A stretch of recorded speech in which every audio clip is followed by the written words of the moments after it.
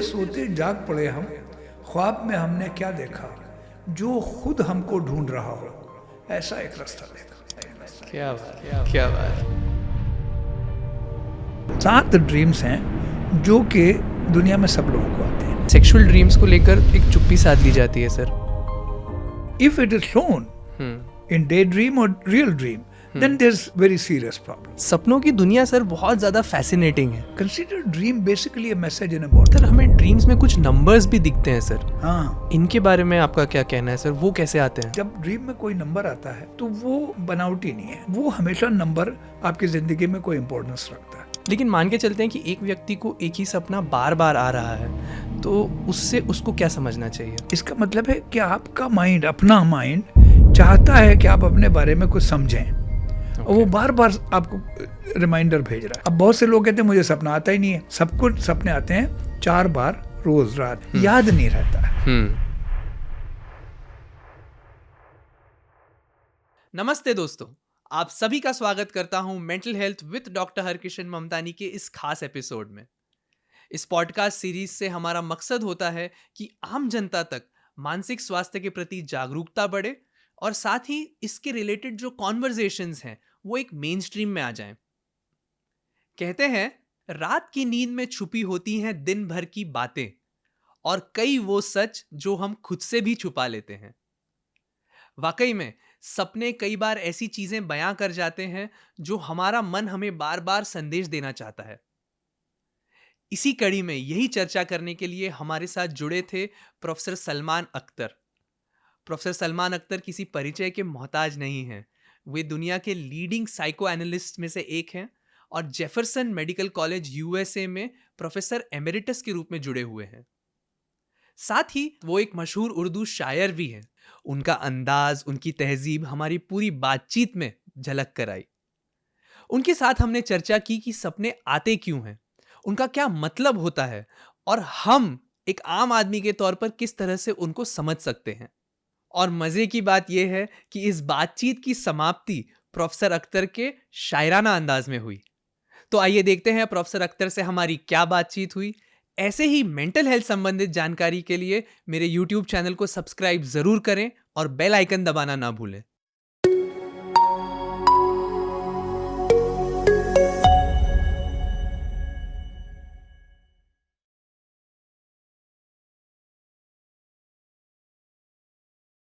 Sir, पिछले हफ्ते की बात है, मेरे क्लिनिक में मैं एक अल्कोहल डिपेंडेंस का पेशेंट देख रहा था।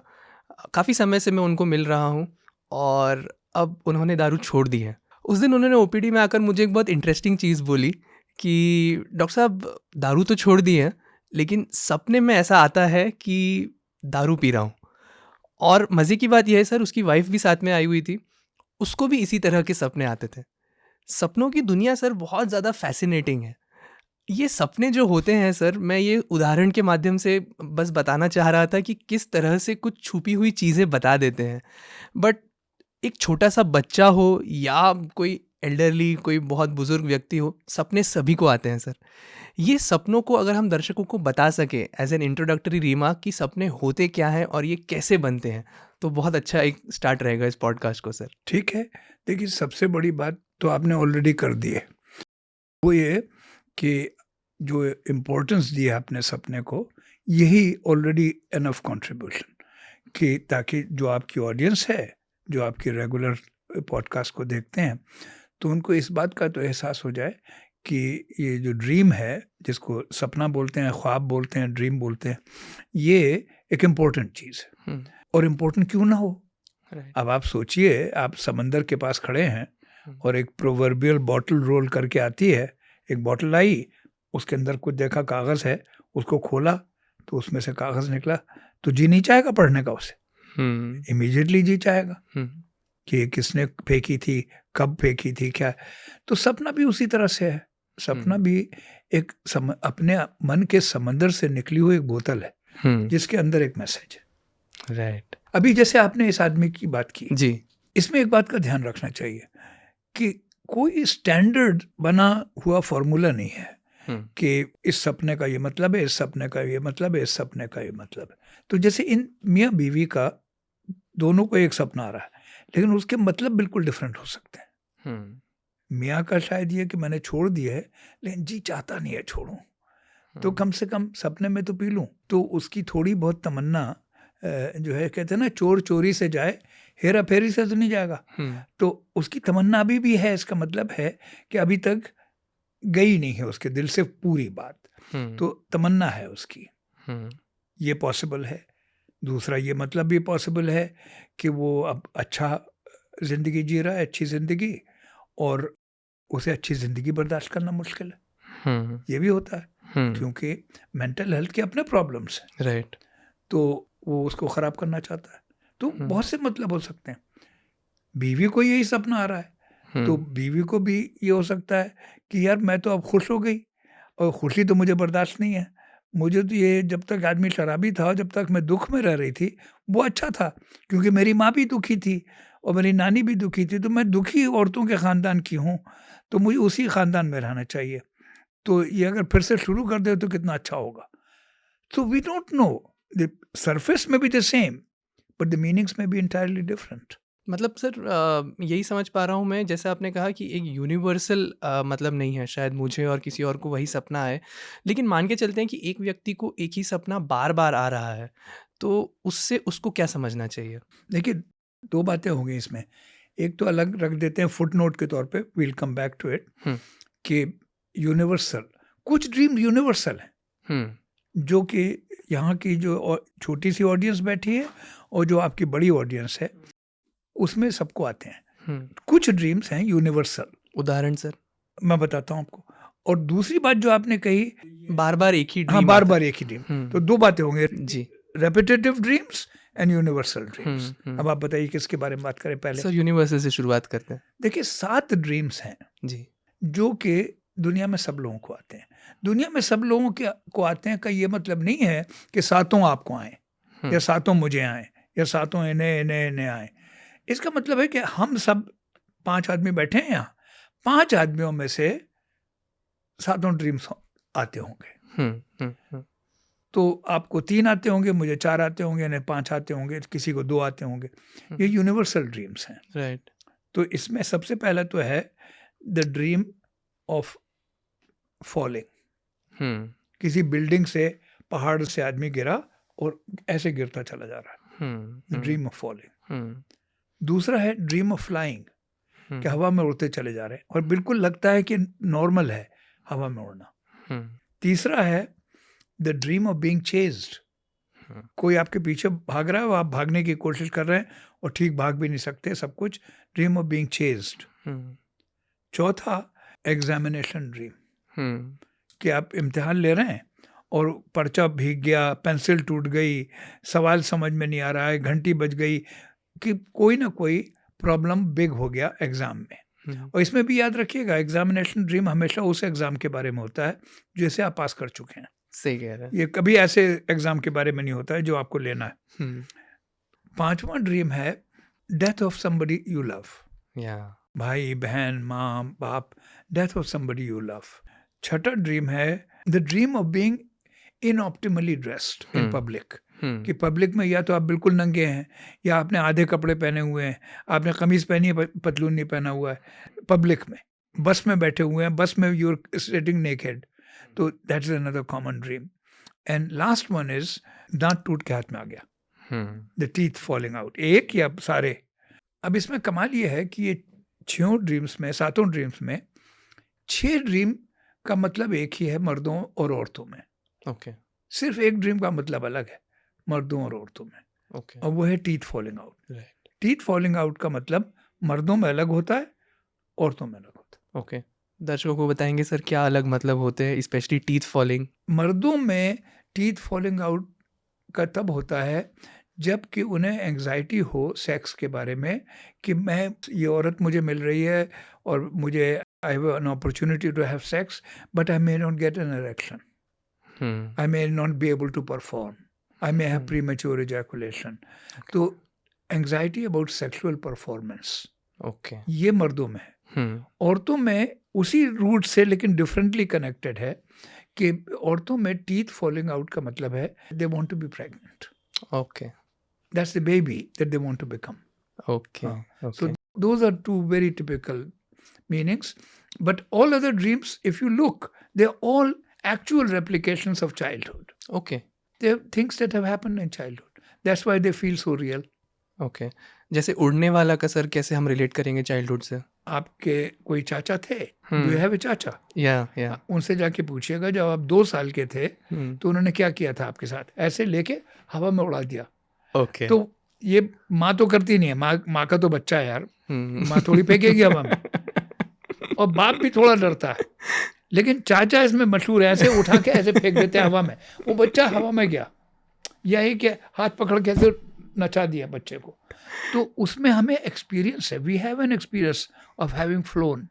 राइट। फिर 3 साल की उम्र में कोशिश भी की कि ऐसे भाग के करें, कूदें तो शायद उड़ना आ जाए, या क्योंकि है तो अनफेयर बात कि तोते को उड़ना आता, मुझे उड़ना नहीं आता। ये तो गलत बात है, तोते ने तो इतने कोई ज़्यादा अच्छे काम नहीं किए, मैंने तो इतनी किताबें लिखी पेपर, तो मुझे आना चाहिए था उड़ना। I think I deserve more flying than stupid parrot. लेकिन तोते में कुछ बड़ी बात है जो हम में नहीं है। So, वो एनवी पे तो रह जाती चाइल्डहुड की बेसिक। ओके। सो एक्सपीरियंस भी है, डिज़ायर भी है उड़ने की आदमी को। तभी लोग करते हैं हैंड ग्लाइडिंग, जाने क्या क्या, पैराशूट जंपिंग, बंजी जंपिंग। तो उड़ने की तमन्ना हर इंसान के दिल में है। उसी से कभी कभी फोबिया भी होता है, हाइट्स का, कि उसको डर लगता है आदमी को, 44 फ्लोर पे खड़ा हूँ, अभी उड़ जाऊंगा तो गिरूंगा नीचे। राइट। बहुत फैसिनेटिंग है सर कि हमारे बचपन के एक्सपीरियंसेस भी हमारे अडल्टहुड में वो ड्रीम्स के तौर पर मैनिफेस्ट कर सकते हैं सर। बट अभी आपने जो एग्जामिनेशन वाला एक ड्रीम बोला, इससे मुझे कल रात का मेरा एक ड्रीम याद आ रहा है। मैं, इतना बड़ा दिन है मेरे लिए, प्रोफेसर अख्तर के साथ मेरा पॉडकास्ट शूट होने वाला, और मुझे ये ड्रीम आता है कि मैं लेट हो गया, प्रोफेसर अख्तर मेरे लिए वेट करते निकल गए।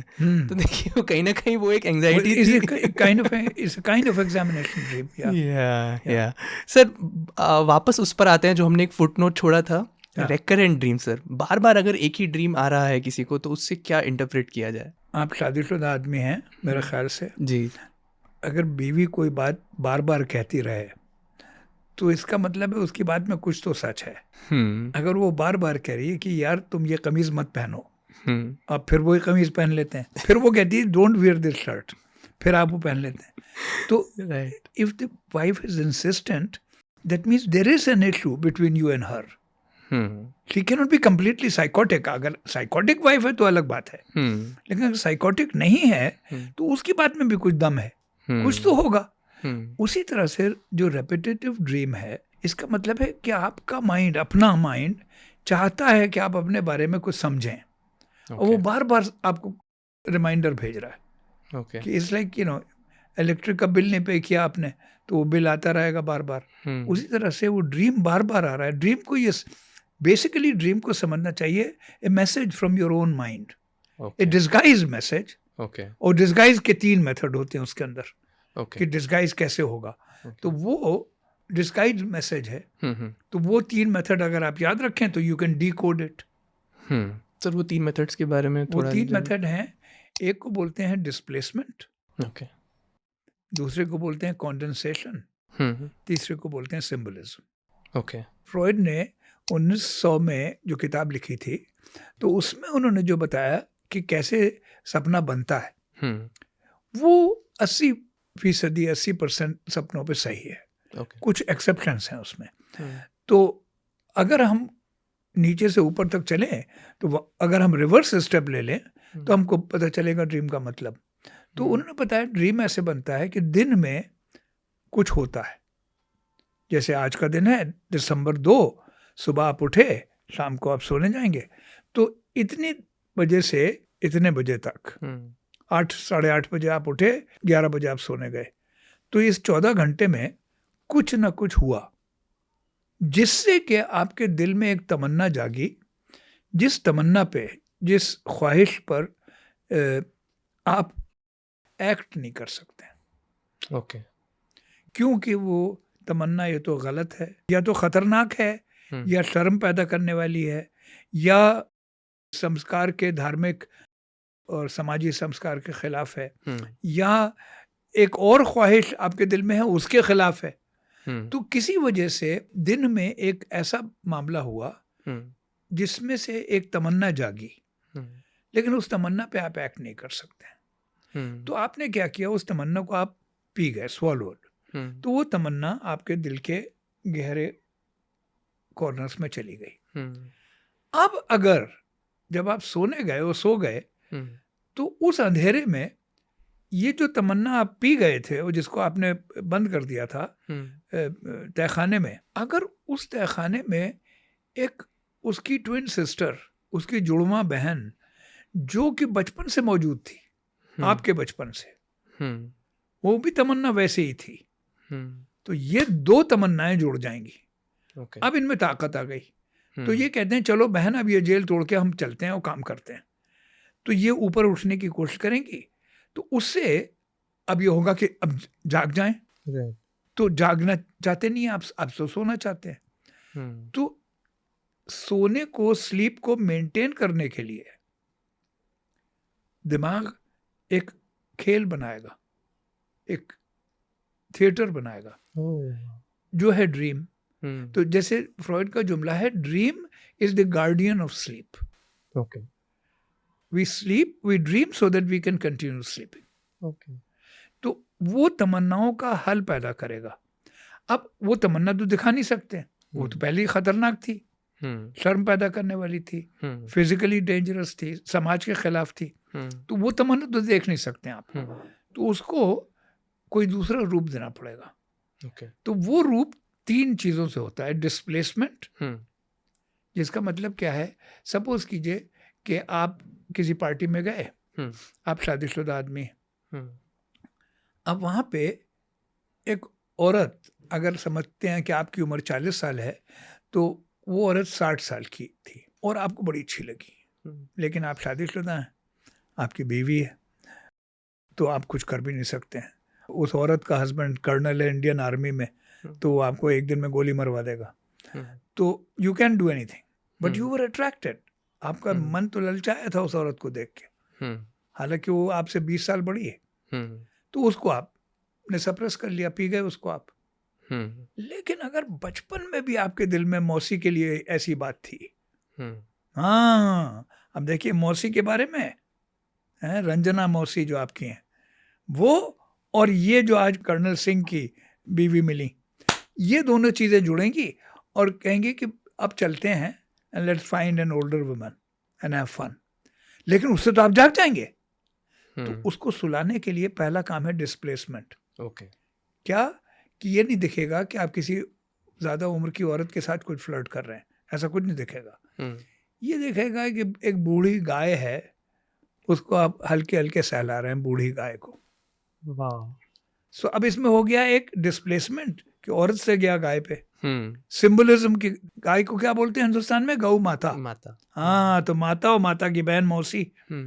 तो ये दिखेगा ड्रीम में। और वो गाय कहाँ दिखेगी आपको, कि वो गाय दिखेगी क्लैरिजेस होटल के बेडरूम में, यहाँ गाय खड़ी हुई। इसको बोलते हैं कॉन्डेंसेशन, कि गाय तो आपने देखी थी नागपुर में, लेकिन वो गाय यहाँ खड़ी हुई है, क्योंकि कर्नल सिंह की बीवी तो आज देखी थी आपको। अब देखिए, तो ऐसे ड्रीम बनता है। तो अब सुबह सो के उठेंगे, आप कहेंगे बड़ा अजीब ड्रीम देखा मैंने, नागपुर की गाय मेरे कमरे में खड़ी, मैं उसको पीठ सहला रहा हूँ। वो नागपुर की गाय नहीं है, वो कर्नल साहब की बीवी है। और उसके पीछे वो है आपकी मौसी रंजना।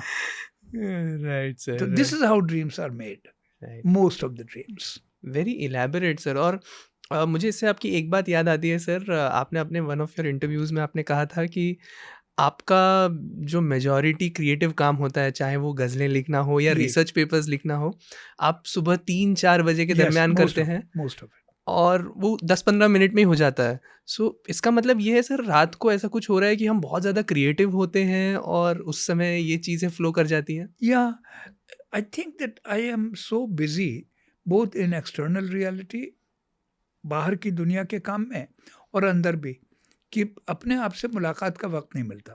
तो वो 3 बजे रात में मुलाकात होती है, जब तन्हाई हो, खामोशी हो। तो उस वक्त पूरा पेपर तो नहीं लिखता हूँ, लेकिन आइडिया तभी के आते हैं ज़्यादातर। अब देखिए, आपको अपना एक ड्रीम सुनाता हूँ मैं। जी सर। ताकि ये बात क्लियर हो जाए। मैं गया ईरान, तो तेहरान में, ये मुझे 5-6 साल पहले की बात, पढ़ाने हम्म, to teach psychiatry psychoanalysis. हम्म, तो some people came to pick me up. तो वो मुझे ले गए होटल, ऐसे ही अच्छा खासा होटल था. हम्म, तो जब उन्होंने रिसेप्शन पे पासपोर्ट मांगा, वो तो मांगते ही हैं, यहाँ भी मांगा. तो मैंने पासपोर्ट दिया. तो मैं खड़ा हूँ रिसेप्शन पे, तो मैंने देखा इतनी बड़ी तस्वीर लगी है खुमीनी की. ओके, हम्म, अच्छा, उनके लिए होगा ठीक, हम्म, मुझे नहीं अच्छा लगा. हम्म, ठीक है ना, चलिए, मैं क्या कह सकता था, कुछ कहना नहीं था मुझे. हम्म, तो उसके बाद वो बातें की. तो लेट फ्लाइट थी रात की, मैं कोई 11 बजे पहुंचा था. तो उन्होंने पूछा खाना वाना खा लिया आपने? मैंने खाना मैं खा चुका हूँ प्लेन में. तो कह रहे अच्छा फिर आप सो जाइए, कल सुबह आपको ले चलेंगे. मैंने ठीक. तो मैं गया एलिवेटर में, कमरा का कार्ड दे दिया था, पोर्टर को भेज दिया था उन्होंने. तो खैर मैं ऊपर चला गया. ऊपर जाके जब मैंने सोचा ये लोग तो चले गए होंगे सब, अब नीचे जाके देखता हूँ ड्रामा क्या है. तो मैं नीचे गया तो एक बहुत बड़ा बार था. तो मैं उस पे स्टूल पे बैठा. तो वहाँ का बारटेंडर आया. तो मैंने कहा मैं have a glass of wine.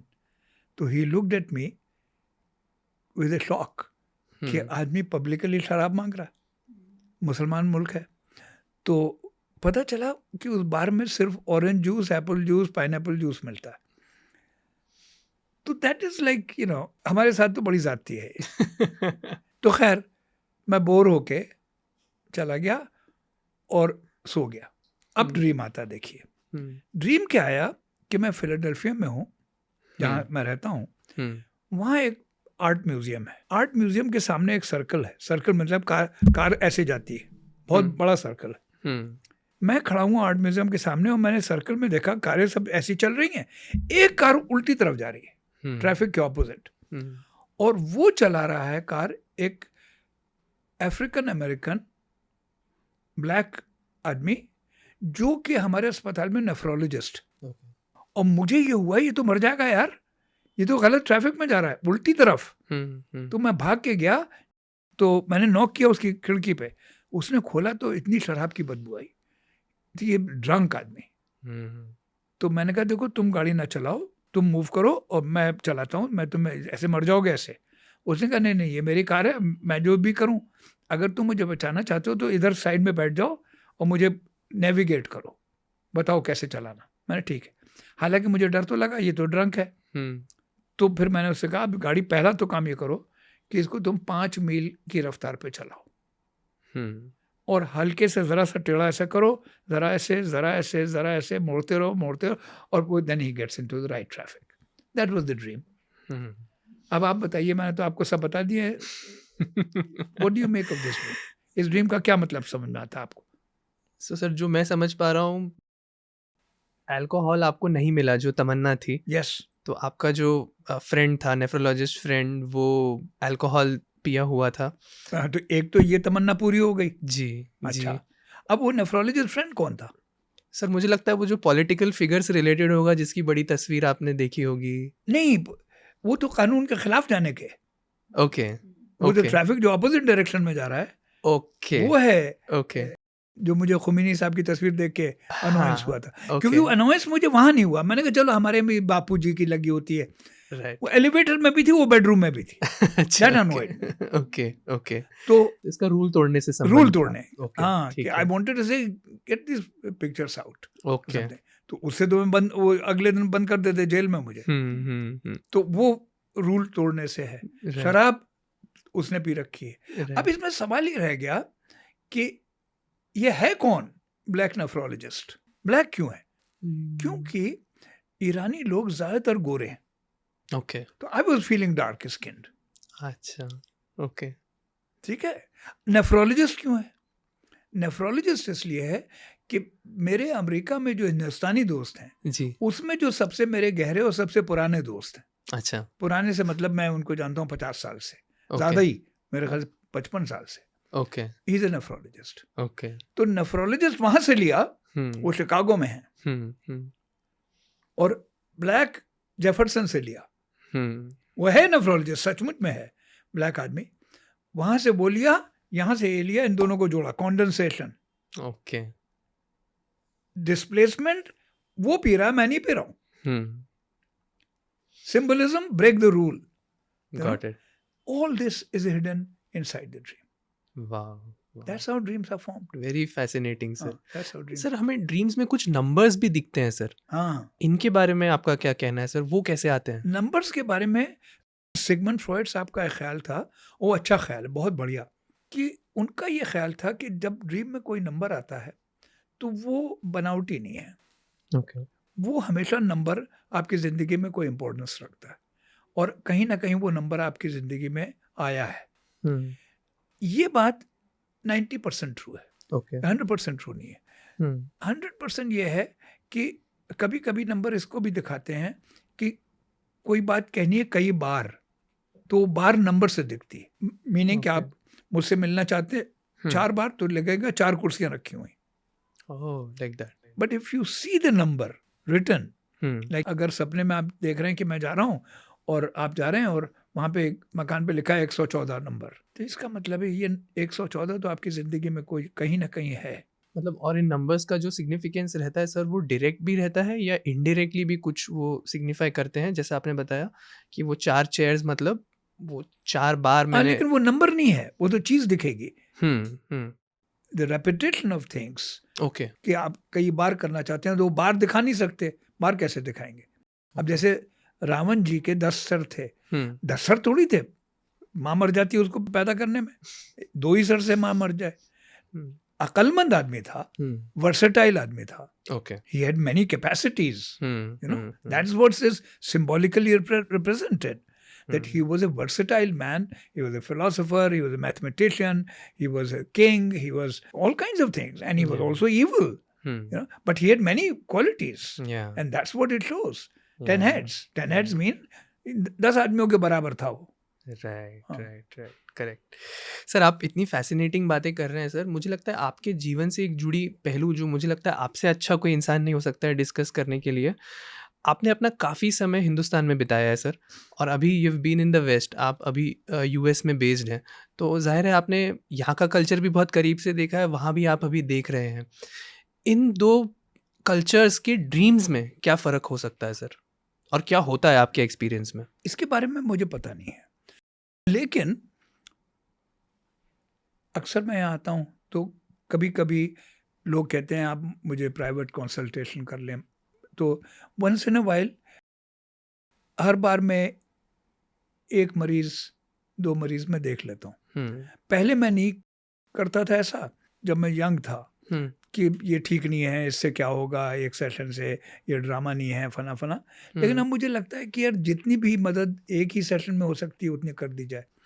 So I see usually 1 or 2 patients in every visit. Okay.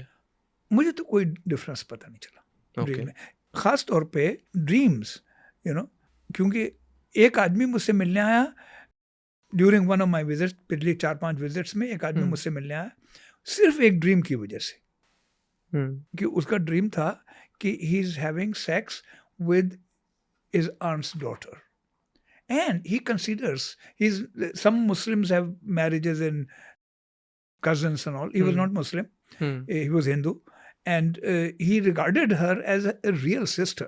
So he was very upset about the dream, very upset, and that was the main thing that he came for. That what should I do with this dream? Why am I having this dream? And we began talking and began talking and began talking, and all kinds of things came out, and he was actually helped in just one interview. Okay sir, इससे एक बहुत important बात आपने छेड़ी है sir, sexual content वाले हाँ। Dreams. इसके साथ बहुत ही ज़्यादा स्टिग्मा जोड़ा जाता है सर, और हम खुलकर बात भी नहीं करते हैं इसके बारे में। कई बार हम शायद अपने बाकी ड्रीम्स के बारे में बात कर लें, बट सेक्सुअल ड्रीम्स को लेकर एक चुप्पी साध ली जाती है सर। सेक्सुअल ड्रीम्स का अगर किसी को आ रहे हैं, तो अगर वो अपने लेवल पर कुछ मतलब निकालना चाहे, तो उसके लिए आप कुछ टिप्स देंगे सर? देखिए, सबसे बड़ी बात यह है कि यहाँ पे सेक्स के बारे में बात करना बड़ी मुश्किल है जी। और पैसे के बारे में बात करना आसान है। कुछ और मुल्कों में पैसे के बारे में बात करना मुश्किल है, सेक्स के बारे में बात करना आसान। हर मुल्क में कुछ ना कुछ टैबूज होते हैं, कुछ ना कुछ ऐसा होता है कि इस बारे में ना बात की जाए। यहाँ पे आप किसी से पूछ सकते हैं कि आपकी तनख्वाह कितनी है, कितने पैसे बना लेते हैं आप। मुझसे कई लोगों ने पूछा हिंदुस्तान में। अमेरिका में कभी नहीं पूछ सकते आप ये सवाल किसी से. This is considered very bad. Okay. Very bad. तो टैबूज तो हर जगह होते हैं. लेकिन सेक्स का प्रॉब्लम यहाँ पे ये है सबसे बड़ा. हमारी जो मदर टंग्स हैं, हिंदी, उर्दू, पंजाबी, यही 3 ज़बानों के बारे में मुझे पता है. Hindi, Urdu, Punjabi. I don't know but it's true of Bengali, Marathi, I don't know. Gujarati मुझे पता नहीं है. मलयालम मुझे पता नहीं है. ये जो नॉर्थ इंडियन ज़बानें हैं, इनका प्रॉब्लम ये है कि इनमें कोई वर्ड ऐसा नहीं है पीनस के लिए, वजाइना के लिए, सेक्सुअल इंटरकोर्स के लिए, कि जो गंदा ना हो. एक तरह से गाली हो जाती है. हाँ, तो नतीजे के तौर पे बात करना मुश्किल है. I mean, the word penis is not considered, it's not a vulgar word. It's an anatomical description. Dick, maybe. Vagina is not, cunt, maybe. You know, same thing. हमारे पास ऐसे कोई न्यूट्रल वर्ड ही नहीं है. इसकी वजह से भी कुछ साइकोएनालिसिस का नुकसान हुआ है कि लोगों ने ट्रांसलेट किया. अब जब ट्रांसलेट किया तो पढ़ा तो उनके दिमाग में लगा ये तो गंदी बात है. तो ये प्रॉब्लम है. तो खैर, वैसे भी कभी भी सेक्सुअल ड्रीम जब आता है तो वो 100% नहीं होता है. If you want to sleep with somebody else apart from your wife, you will never dream that you are actually having sex. Right. The most you will do is that you bump into her, or you hold her arm, or you touch her, you know, or you play with her hair. The actual full sex is not shown in the dream. You know, that's too much anxiety when it's prohibited. But if it is shown in daydream or real dream, then there's very serious problem in the person. But ordinarily, sexual dreams are common, and in youth, when sex is not available, then they are more common. There's nothing to be worried about it. Okay. Like इसके साथ जो कि जिक्र नहीं है, वो masturbation का भी जिक्र करते चलें कि there is absolutely nothing wrong with masturbation. Zero. Except one thing. Except two things. Except if the fantasy accompanying it, कि चलिए हिंदी का प्रोग्राम, सॉरी, कि मैस्टरबेशन में जिसको कहते हैं क्या, हस्त मिथुन, समथिंग लाइक दैट. हस्त मैथुन. हाँ, कि उसमें कोई बुराई नहीं है. उस आपकी बॉडी है भाई. आपकी बॉडी है. मैं अपने कान से खेलना चाहता हूँ, बच्चा है कोई अपने ईयर लोब से खेलता है, अंगूठा चूसता है, तो उसमें क्या बुराई है? आपकी बॉडी है, आप जो जी चाहे करें. अनलेस आपको ये ख्याल नहीं है कि आपकी बॉडी है जी, तो आपकी बॉडी है, आप जो जी चाहे करें, नो प्रॉब्लम जी. प्रॉब्लम सिर्फ 2 बात में है. अगर जो उसके साथ जो आपके मन में इमेजिनेशन, जो मन में क्या कहेंगे, फैंटेसी या ख्वाब, देखिए आप अंग्रेजी बोल रहे हैं, जो इमेजिनेशन, जो विचारधारा उस वक्त है, धारा का लफ्ज गलत था इस बारे में, तो खैर, कि जो आप सोच रहे हैं, इच्छाएं, हाँ, जो इच्छाएं आपके मन में हैं, अगर वो कर्नल साहब की बीवी के लिए हैं या अपनी मासी के लिए हैं, तब ये गलत है. अदरवाइज कोई गलत नहीं है. तो एक तो कि अगर क्रॉस जनरेशनल, मतलब कि अपनी भतीजी के बारे में, अपनी भांजी के बारे में, अपने चाचा की बीवी के बारे में, तब तो पंगा है, तब तो प्रॉब्लम है. अगर अपने बराबर की औरतों के बारे में है, कोई प्रॉब्लम नहीं है. ओके. एक.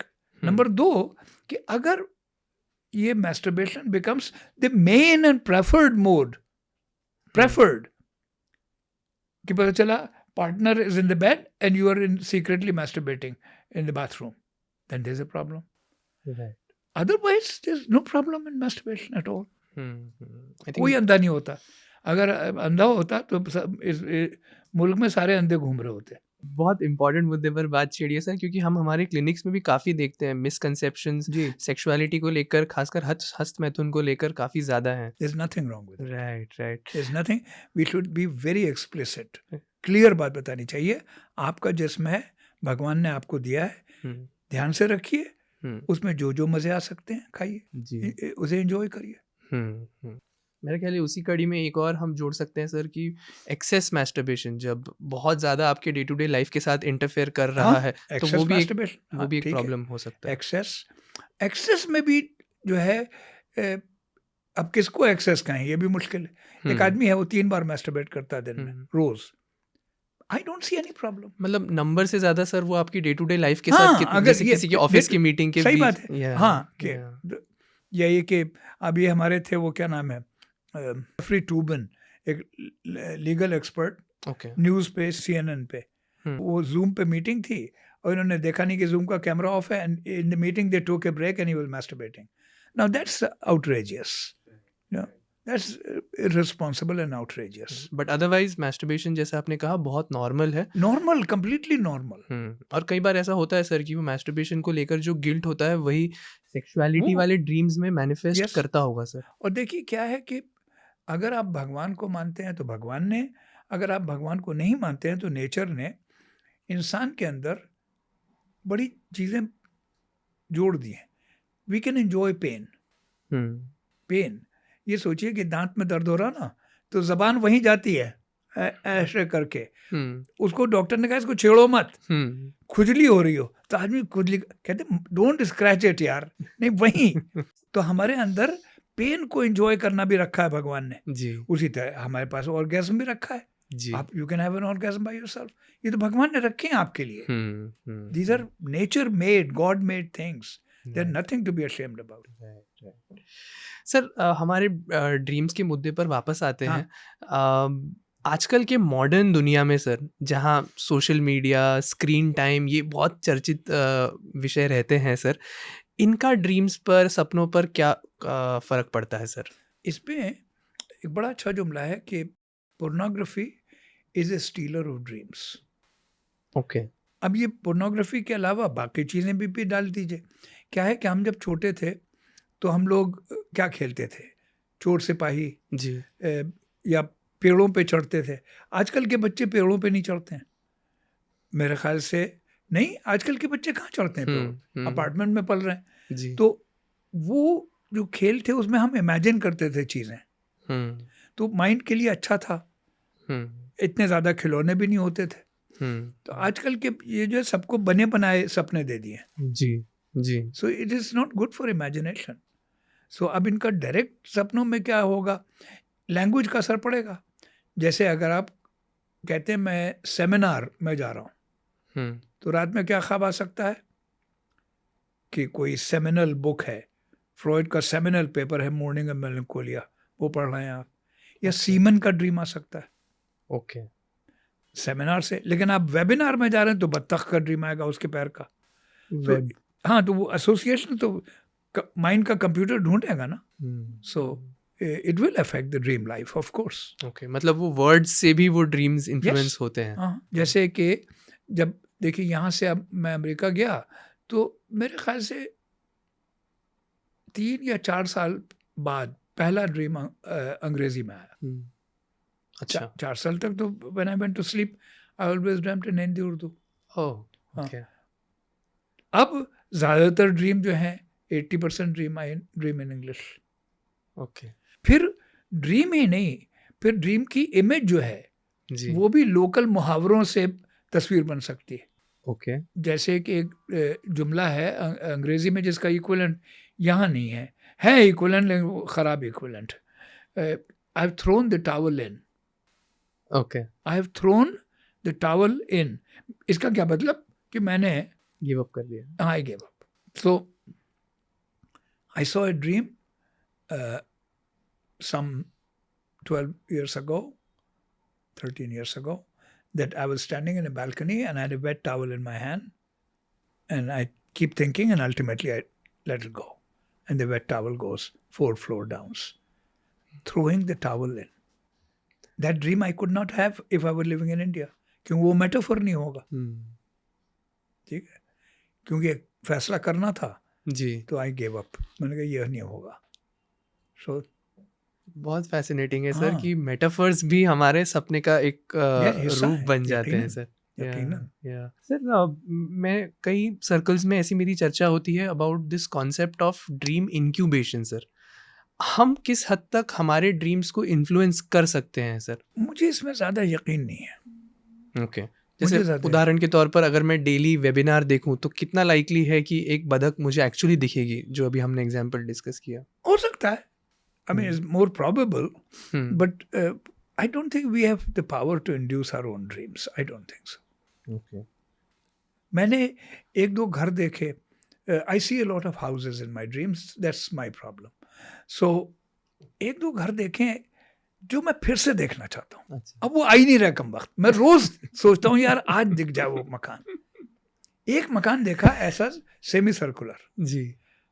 ऐसा मकान, और उसमें आप ऐसे दाखिल हो, अपार्टमेंट बिल्डिंग, जी। और इधर से आगे से राउंड और पीछे से कॉनकेव, उसके सामने समंदर, हम्म। और ये घर हैं अपार्टमेंट्स. अपार्टमेंट के सामने बालकनी, उससे चलते चले जाएं, एंड में एक बड़ा अच्छा इंडियन रेस्टोरेंट, और ये मेरा घर याद था उसमें. I want to see that place again. लेकिन वो आ ही नहीं रहा फिर से, एक ही बार आया. Right sir, right. सर, अगर हम हमारे ड्रीम्स को इन्फ्लुएंस नहीं कर सकते हैं, मतलब वो कहीं ना कहीं एक तरह से एक एल्गोरिदम चल रहा है, डायरेक्टली हम उसको नहीं समझ पा रहे हैं.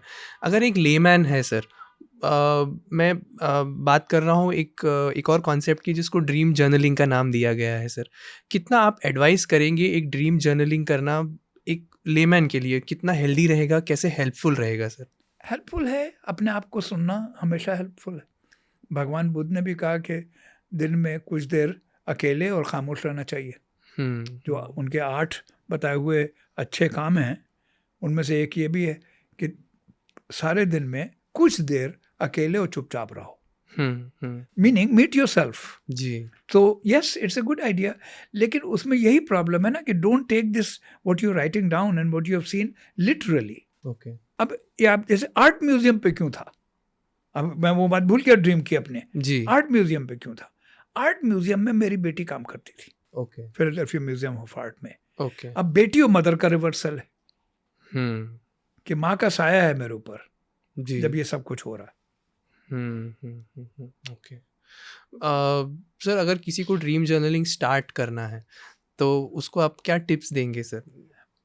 भाई वही कि डोंट टेक एक तो हो गया कि हम अपने एकदम सीरियसली, लिटरली नहीं लें टेक उसको. दम सीरियसली बट नॉट लिटरली.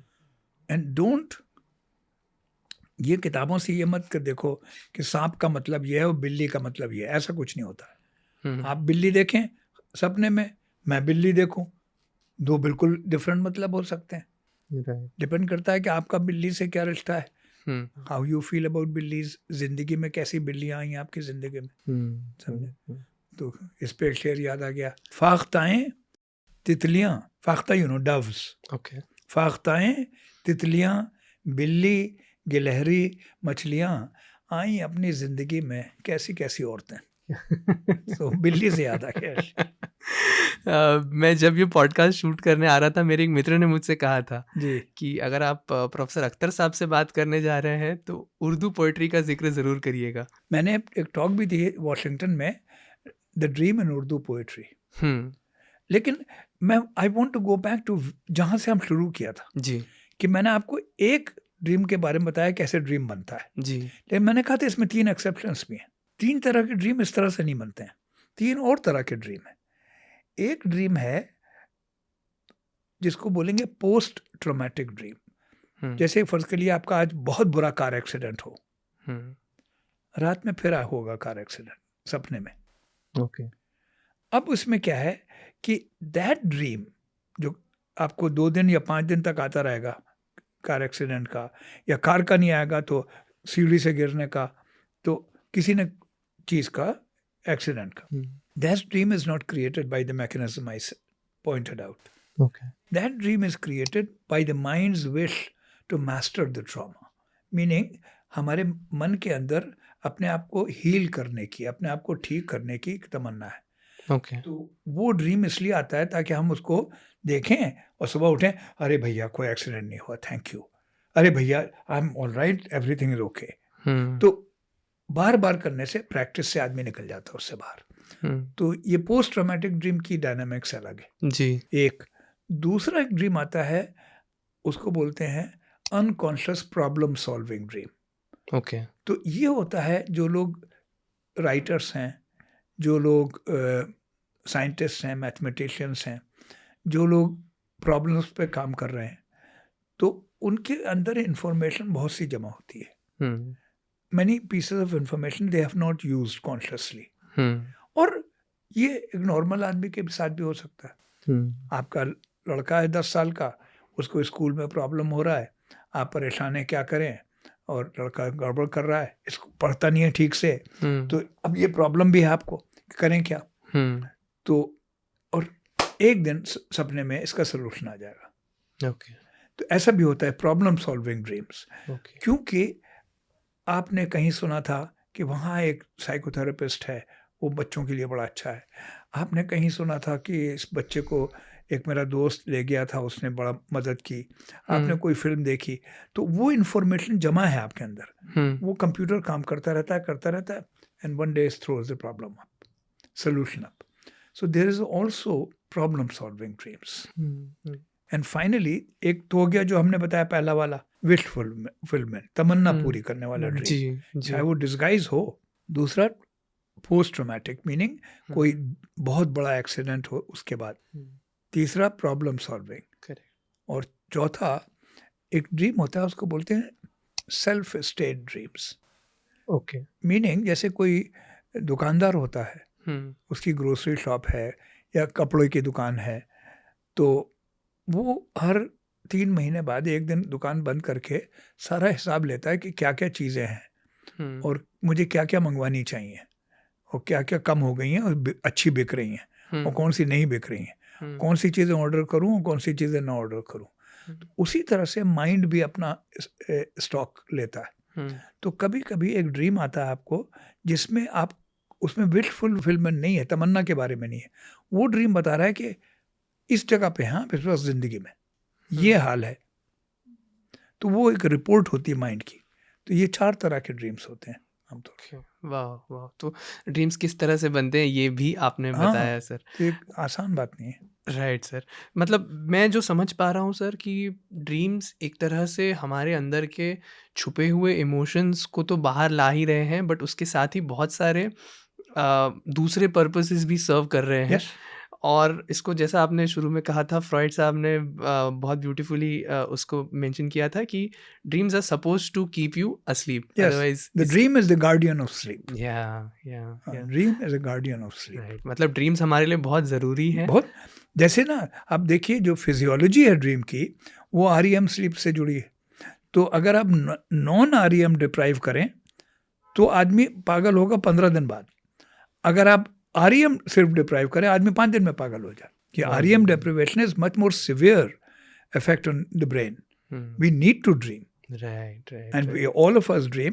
सबको सपने आते हैं 4 बार रोज रात। अब बहुत से लोग कहते हैं मुझे सपना आता ही नहीं है। सपना आता है उनको भी, अगर आप जगा दें तो आ जाएगा सपना, याद नहीं रहता है। कुछ लोगों को सपने याद नहीं रहते हैं। अब जैसे आप होटल में ठहरे, आप किसी दोस्त के घर ठहरे, आपको खांसी बुखार हो, तब आपको सपने ज़्यादा आते हैं। लगता है कि ज़्यादा आते हैं, ज़्यादा आते नहीं है, क्योंकि आपकी स्लीप बार बार टूट जाती है, तो रजिस्टर हो जाते हैं, तो आपको याद रहते हैं। सर बहुत अच्छा एनरिचिंग डिस्कशन हुआ है हमारा सर।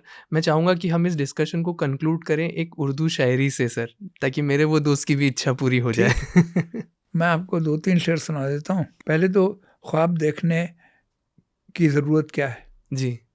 सुबह की आस किसी लम्हा जो घट जाती है, सुबह की आस किसी लम्हा जो घट जाती है, जिंदगी सहम के ख्वाबों से लिपट जाती है। क्या बात। सुबह की आस किसी लम्हा जो घट जाती है, जिंदगी सहम के ख्वाबों से लिपट जाती है। यहाँ तो फायदा हुआ, सॉलेस हो गई ड्रीम से, नुकसान भी हो सकता है। ख्वाबों के आसरे पे बहुत दिन जिए हो तुम, ख्वाबों के आसरे पे बहुत दिन जिए हो तुम, शायद यही वजह है कि तन्हा रहे हो तुम। क्या बात है। भाई का मेरे बहुत अच्छा शेर है कि ख्वाब के गांव में पले हैं हम, ख्वाब के गांव में पले हैं हम, पानी छलनी में ले चले हैं हम। क्या बात है। सोते सोते जाग पड़े हम, ख्वाब में हमने क्या देखा।